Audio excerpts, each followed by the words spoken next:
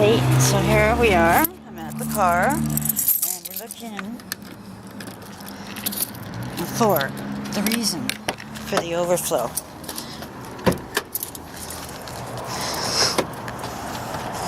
My initial guess was that it didn't have enough antifreeze.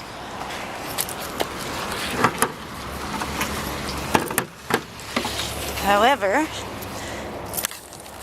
after having seen,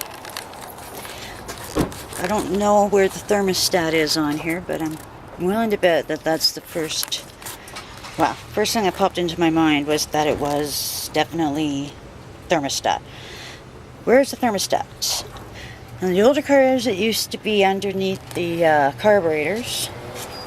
Now have fuel injection. So, c'est la vie. I've got to let it cool down before I go any further with this.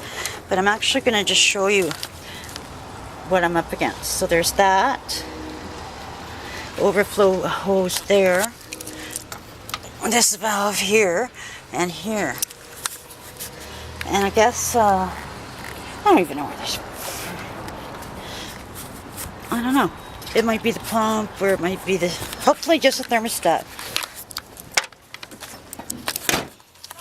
And there's all the antifreeze under there.